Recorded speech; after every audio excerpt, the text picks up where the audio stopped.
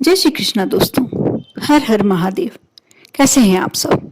स्वस्थ और सुरक्षित होंगे? दोस्तों, आपने कभी सोचा भी नहीं होगा कि सिर्फ मीठा खाकर भी आप अपनी किस्मत के तारे बुलंद कर सकते हैं, अपने सोए भाग्य को जगा सकते हैं। जी हाँ, आज मैं जो इस वीडियो में बताने जा रही हूँ बहुत ही महत्वपूर्ण और बहुत ही ऐसा उपाय जिसे आपको करके मजा आ जाएगा। भाग्य आपका भाग्योदय तो होगा ही, साथ ही आप सोचेंगे कि क्यों नहीं ये पहले हमें मालूम था।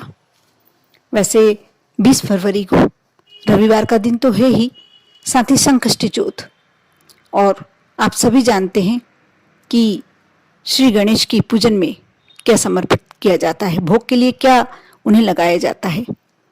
आप गुड़ का भोग सभी लगाते होंगे। तिल और गुड़ का भोग बहुत ही प्रिय होता है गणेश जी को, और रविवार का दिन वैसे भी सूर्य नारायण को समर्पित होता है। और यदि आप सभी जानते हैं, मैंने पहले वीडियो में बताया भी है कि आप जो सूर्य को जल समर्पित करते हैं उसमें जरा सा चुटकी भर आप यदि गुड़ मिला लेते हैं तो सूर्य नारायण को जिस भी आप मनोकामना से जल समर्पित कर रहे हैं, बस थोड़ा टाइम का ध्यान रखना होगा। यदि आप सूर्योदय के साथ यदि ये कार्य करते हैं, ऐसी कोई सी भी मनोकामना नहीं है जो आपकी पूर्ण ना हो। लेकिन मैं आज इस सब्जेक्ट पे बात नहीं करने वाली हूँ, इस बात तो को अलग, क्योंकि मैं पहले बता चुकी हूँ अपने वीडियो में। हमें खाने के बाद थोड़ा सा मीठा खाना ही चाहिए। अधिकांश लोगों की आदत होती है कि जब तक वह अपने भोजन के बाद थोड़ा सा मीठा नहीं खाते, उन्हें अपना भोजन अपर्याप्त लगता है, उन्हें एक सेटिस्फेक्शन नहीं मिलती। यदि आपके साथ भी ऐसा है तो आपके लिए बहुत ही अच्छी बात इस वीडियो में बताई जा रही है। आप शुरू से अंत तक अवश्य देखें, और लाइक तो करेंगे ही आप, क्योंकि आपके लायक ही बात है। साथ यदि आप पहली बार मेरा वीडियो देख रहे हैं, सुन रहे हैं, तो सब्सक्राइब अवश्य कर लीजिएगा, क्योंकि बहुत सारी अच्छी अच्छी जानकारियाँ इसी चैनल के माध्यम से आपको प्राप्त होती है। और यदि आपके दोस्त रिश्तेदार इस तरह की बातों में इंटरेस्टेड हैं, इस तरह की जानकारियों में इंटरेस्टेड रहते हैं, तो आपको अवश्य उनके साथ शेयर करना चाहिए ज़्यादा से ज़्यादा मात्रा में। दोस्तों, गुड़ आप सभी जानते हैं, ईख से बनता है गुड़, गन्ने से। और गन्ना इतनी पवित्र वस्तु है, इतनी पवित्र चीज़ है कि पूजन पाठ में भी हम गन्ना उपयोग में लेते हैं। कहते हैं शिव जी का अभिषेक यदि गन्ने के रस से किया जाए तो सारे सुखों की, जितने भी ऐश्वर्य होते हैं, सुख होते हैं, हमारे जीवन में आ जाते हैं। महाशिवरात्रि आ ही रही है, आप ये कार्य भी करके देखिएगा। महाशिवरात्रि के दिन आप आसानी से प्राप्त हो जाएगा गन्ने का रस, क्योंकि हल्की सी गर्मियाँ शुरू होती हैं इस समय, और गन्ने का रस आसानी से प्राप्त हो जाता है। महाशिवरात्रि के दिन आप यदि शंकर जी का अभिषेक, शिव जी का अभिषेक गन्ने के रस से करते हैं तो आपको सारे ऐश्वर्यों की प्राप्ति होती है। और यहाँ यदि आपको गन्ने का रस नहीं मिले तो आप थोड़ा सा गुड़ का टुकड़ा कलश में डाल लें, जल के कलश में, और शिव जी को समर्पित करें। यह भी एक तरह से गन्ने का ही अभिषेक कहा जाएगा। साथ ही गन्ना आपने देखा ही होगा, कभी ना कभी पूजन पाठ में, दीपावली में भी गन्ने का यूज़ किया जाता है। और बहुत सारी ऐसी पूजन होती है जिसमें पूरा की पूरा गन्ना लाकर घर में पूजन में यूज़ किया जाता है, उपयोग में लिया जाता है। आपने देखा होगा नीचे कुछ सफ़ेद सी जड़ें निकली होती है। यदि अभी गन्ने आ रहे हैं, आने वाले हैं, यदि आप थोड़ी सी जड़ तेरस के दिन, त्रयोदशी के दिन लाकर अपने घर में धोकर और भगवान माँ लक्ष्मी के को समर्पित करके उनका पूजन पाठ करते हैं, और अमावस्या के दिन उठाकर आप अपनी तिजोरी में रख लेते हैं लाल कपड़े में बांधकर, तो ये आपको धन ऐश्वर्य सभी प्रदान करवाता है।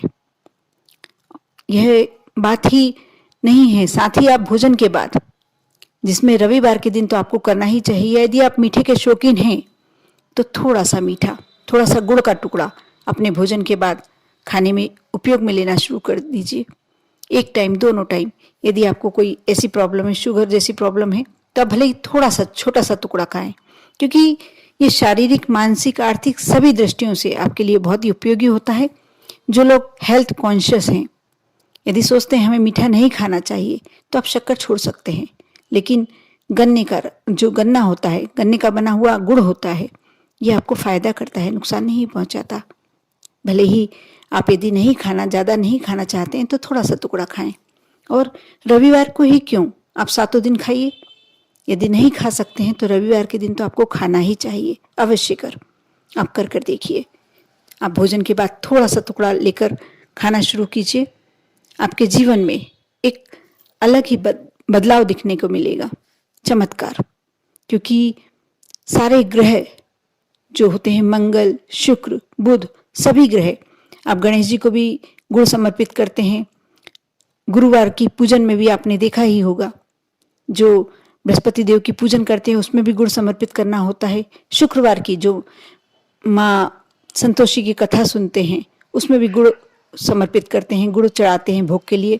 गुड़ ऐसी पवित्र वस्तु है कि यदि आपने वह पूजन में रख दिया, आपने वह भोग लगा दिया, तो आपको और किसी अन्य ऊंची ऊंची मिठाइयों की आवश्यकता नहीं होती, क्योंकि वह पवित्र भी है और स्वास्थ्य के दृष्टिकोण से भी बहुत अच्छा है, जिसमें माँ लक्ष्मी को गुड़ अति प्रिय होता है।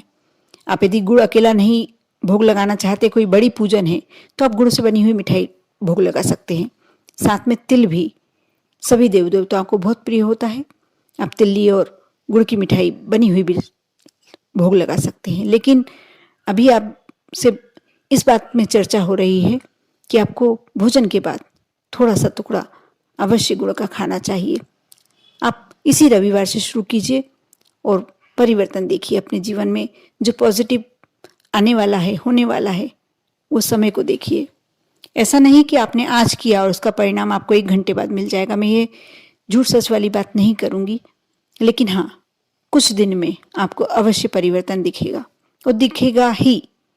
आप करके देखिए श्रद्धा विश्वास के साथ, आप पर और आपके पूरे परिवार पर भोलेनाथ की कृपा बनी रहे। लेकिन आपको एक बात और बता दूं कि आप कोई भी कार्य करते हैं, कोई भी उपाय करते हैं, आपको श्रद्धा और विश्वास रखना बहुत जरूरी है। आप सिर्फ इसलिए नहीं करें कि करना है कर लिया।